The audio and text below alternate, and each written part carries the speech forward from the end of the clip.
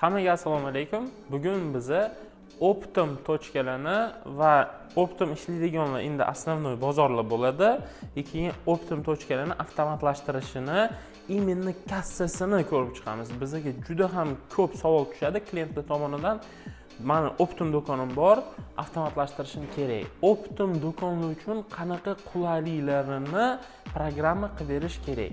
Bugun biz Regos Post programmasini именно kassa uchun ko'rib chiqamiz va Optim tochkalar uchun qanaqa qulayliklarini bor, hammasini ko'rib chiqamiz.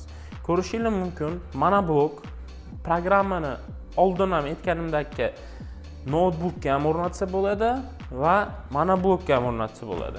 Ikkalasi bir xil narsa, prosta notebook klaviaturali, mana blok sensorni ishlashga tez va qulay. No Optim tochkalar uchun ko'proq mana blok to'g'ri keladi, nimaki odam ko'p, klientga tezroq tovarlarni yig'ib berish kerak.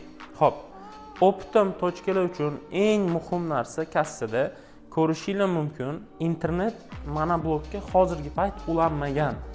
U degani kassangizga, kassani programmasiga internetsiz kira olasiz. Hech qanaqa sayt orqali programma kirmaydi, alohida programma ko'rinishida bo'ladi.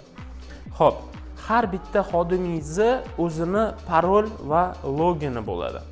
Misol sizda 3 ta 4 ta ishchi ishlaydigan bo'lsa, har bittasi uchun o'zini parol logini qo'yib qo'yishingiz mumkin.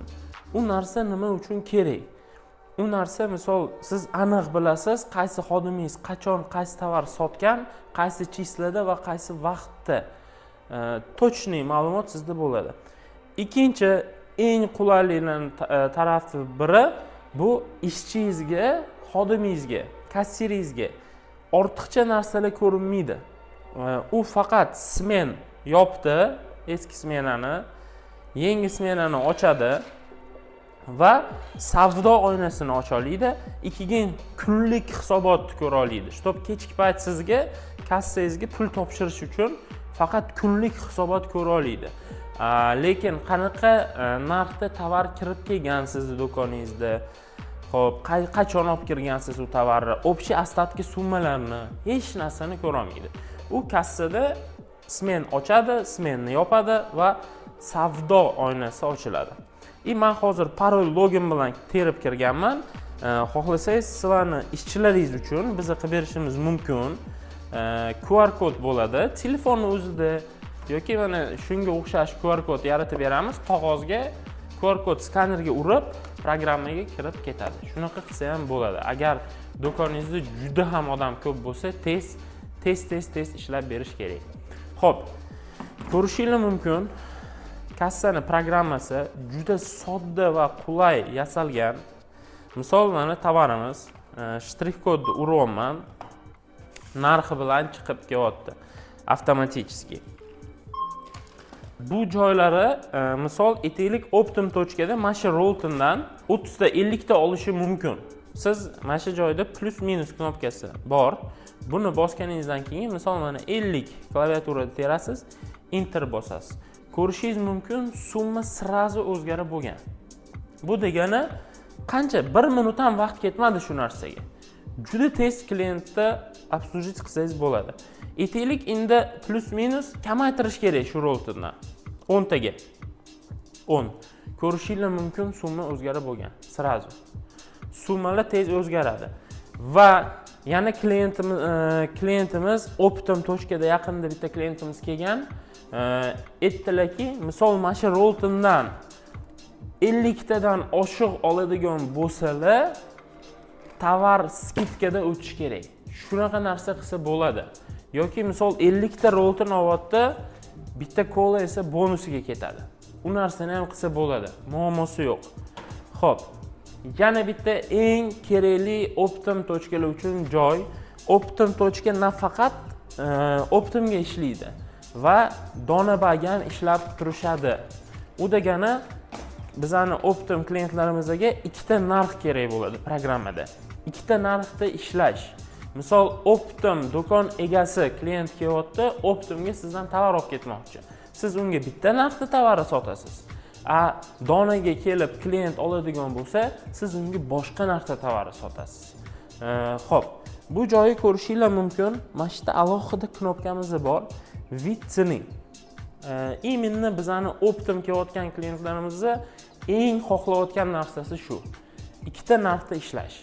Ko'rishinglar mumkin, mana shu yerda yozib qo'yilgan roznичная цена и оптовая цена. Agar klient kelib, "Men do'kon egasiman" deydi, optoviy narx tanlanadi. Ko'rishinglar mumkin, mana shu yerda оптовая цена deb yozilgan. Keyin любой skanerga urilayotgan tovar, misol Rolton, choy nima bo'lmasa ham, hamma tovarlaringiz Optim narxda hisoblanadi. Uning uchun tovar kirim qilganda siz bitta emas, ikkita narx tovar ustiga qo'yib ketasiz. Keyin yana ikkita valyutada ishlash ham imkoni bor. Shunaqa kontragent поставщикlar bor. Tovarni sizga dollarda olib kelib beradi, siz uni kurs bo'yicha so'mda sotasiz. Unaqa ilojisi ham bor, bemalol ishlay olasiz, muammolari yo'q u narsada. Xo'p, skidka, klientlarga skidka berish. Aytaylik, tam 100 ta 200 ta tovar olgan sizdan klient, siz unga o'zingiz skidka qilib bermoqchisiz. Hozir qilamiz, misol shu tovarimizdan 100 ta 428 ming skidka summavaya. Aytaylik 28 ming so'mini siz klientga o'tib bermoqchisiz. Ko'rishinglar mumkin, juda ham tez, hech narsa qotmasdan bemalol tez ishlayapti. Xo'p, mayda-chuda narsalar bo'ladi. Ularni kiritmaslik uchun, vaqt olmaslik uchun ular tovarlar. Ko'rishinglar mumkin, chaqmoq bu degani tez tovarlar. Mana papka ochib qo'yasizlar, misol non, sabzavot, juvachka yoki pampers, mana pampers. Pamperslarni turini mana shu yerga xohlasangiz rasmlar bilan ham qo'shib ketishingiz mumkin. Bu narsa qanday ishlaydi? Mana misol Rolton lapsha 4-5 marta bosdim, уже avtomatik mana shu yerda mana tovar ko'rinyapti. Plus yana bitta qulaylik tarafi, plus minus tashqari qalamcha ham bor. Aytaylik klient bundan 155 ta olmoqchi, siz unga narxini 30 ming so'm qilib bermoqchisiz. Mana narxlarni o'zgartirsa bo'ladi. Lekin bu narsalar men hozir ko'rsatib bergan narsalar, summa o'zgartirish yoki sonni o'zgartirish o'zingizning xohishingiz. Bu dopusklarni siz o'zingizning xodimingizga berishingiz mumkin, bu dopuskni bermasligingiz ham mumkin. Sizning xodimingiz faqat tovar o'tkazib sota oladi. Mana shu yerda ko'rib turgan любой knopkani zapret qilib qo'ysa bo'ladi ishchingiz uchun. Чтоб ishchingiz kirganda narx o'zgartira olmasin deb. U xohishingiz, u o'sha klientimizning xohishiga qarab. Agar siz ham Optim toshkangiz bo'lsa, bemalol xohlagan knopka ishlatsa bo'ladi, xohlamagan knopkangizni ishlatmasangiz ham bo'ladi bu joyda. Bemalol. Kassa. Kassa degani kassadan pul olish va kassaga pul solish. Misol klient kelyapti yoki fura keldi, tovar keldi, tez kassadan bolalar sizga pulni olib berishyapti. Dengizni yashiklar. Izolyatsiya iz kassa qilinadi. Qancha pul oldi sizning xodimingiz? Aytaylik 25 ming so'm dostavkaga pul olyapti. Dostavka naqd bilan oldi. Avtomatik ko'rishinglar mumkin. Chekimiz chiqdi. Chekda ko'rsatilgan izolyatsiya 25 ming so'm. Bu degani sirazu sizning kunlik hisobotlaringizda hamma narsa ko'rinadi. Qancha pul kassadan olindi, qanaqa xarajatlar bo'ldi, obedmi, yo'l kirami, tovar keldimi, agentga pul berildimi, xohlagan narsangizni kiritsa bo'ladi. Siz aniq hamma narsani bilasiz. Xo'p, agar sizda kiyim-kechak yoki shunga o'xshash soha do'kon bo'lsa, u ham Optim tochka. Bizning klientlarimiz kelishadi. Endi bizda 3000 tadan ortiq klientimiz bor. Tajribadan kelib chiqib, bizning klientlarimiz xohlashadiki, чтоб ularning ishchilari sotayotgan narsadan oy oxirida KPI olish uchun ular bilishlari kerak, qaysi ishchi qanchalik savdo qilgan. Bu narsani qilsa bo'ladi. Kassani o'zida продавец degan knopkasi bor.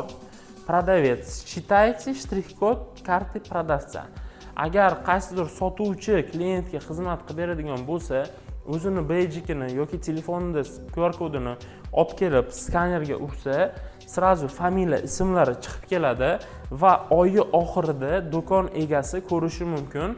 Paloncha pistoncha ishchim qanchalik savdo qildi va nima narsalarni sotgan. Hamma narsani ko'rsa bo'ladi va qaysi chislada, qaysi kunda. Shundan kelib chiqib, siz ishchingizga oylik ajratishingiz mumkin yoki premiya berishingiz mumkin.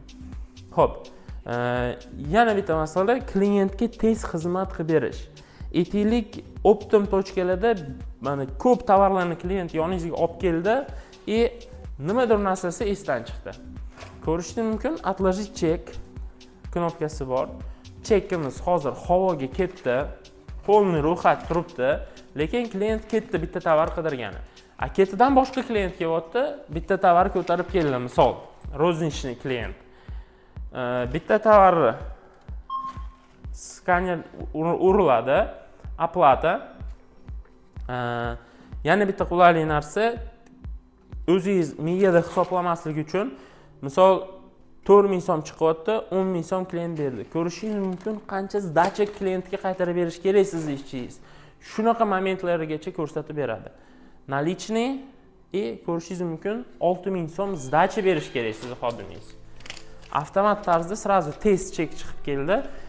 Eng muhim narsa, ko'rishingiz mumkin qanaqa tezlikda programma ishlab beryapti. Xo'p, avvalgi klientimiz 5 millionlik tovar olgan. Продолжить отложенный чек chekimiz joyiga qaytib keldi. Srazu avtomatik. Siz unga yana olgan narsasini urib, olib kelgan narsasini bemalol chekka yopib borsangiz bo'ladi. Yanada 5 million 50 ming so'm klient sizga 5 million 100 ming so'm beryapti. 49 ming so'm sdacha. Hamma narsa ko'rinadi. Mana ko'rishingiz mumkin, nalichniy 49 ming so'm sdacha berildi. Agar siz yoningizga keyin klient kelsa, qaysidir joylari unga yoqmasa, siz bemalol, aka, mana chek olgansiz. Chekka olgansiz, shuncha berildi, shuncha sdacha oldingiz. Любой taraflarni klientga dokazat qilib berishingiz mumkin. Xo'p, programma kassasi virtual kassa bilan Click, PayMe, UzumPay'lar bilan, Humo terminal, Uzcard terminallar bilan integratsiya bo'la oladi.